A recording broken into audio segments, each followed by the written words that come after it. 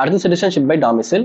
Domicile அப்படிங்கிறதுக்கும் residence அப்படிங்கிறதுக்கும் difference என்னன்னா, ரெசிடென்ஸ் அப்படின்னா நம்ம ஜஸ்ட் தங்கி இருந்தா போதும், இங்க இருந்தா போதும், டெம்பரரியா தான் இருக்கணும் அப்படிங்கிறது ரெசிடென்ஸ். இதே வந்து டாமிசைல் அப்படிங்கிறது என்னன்னா, நம்ம பர்மனண்டா இங்க இருக்கணும் அப்படிங்கிறதும், நம்ம பர்மனண்டா இங்கதான் இருப்போம், ஃபியூச்சர்ல இங்கதான் இருப்போம், வேற நாட்டுக்கு போக மாட்டோம் அப்படிங்கிறது தான் டாமிசைல் அப்படிங்கிறது. ஸோ அப்போ சிட்டிசன்ஷிப் பை டாமிசைல் அப்படிங்கிறது என்னன்னா, என்னோட இன்டென்ஷன் நான் இந்தியாவில் தான் நான் இருப்பேன், வேற நாட்டுக்கு போக மாட்டேன், ஃபியூச்சர் பிளானிங் முதற்கொண்டு நான் இங்கே தான் செய்யறேன் அப்படிங்கிறது தான் வந்து சிட்டிசன்ஷிப் பை டாமிசைல்.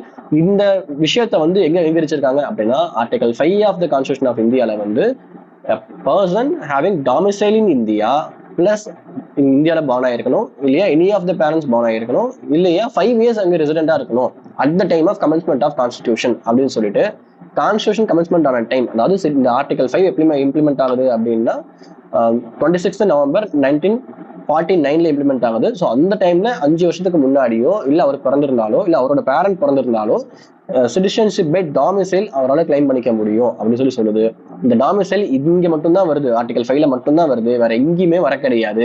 வேற எல்லா இடத்துலயும் ரெசிடென்ஸ் அப்படிங்கிறது சம்பந்தப்பட்ட விஷயம் தான் வருது. அப்ப ரெசிடென்ஸ் அப்படிங்கிறது எங்க வருதுன்னா, செக்ஷன் 656 ஆஃப் சிட்டிசன்ஷிப் ஆக்ட் 1955ல ரெசிடென்ஸ் பத்தி வருது. ஸோ செக்ஷன் 5 படி பார்த்தோம்னா ரெஜிஸ்ட்ரேஷன், செக்ஷன் 6 படி பார்த்தோம்னா நேச்சுரலைசேஷன்.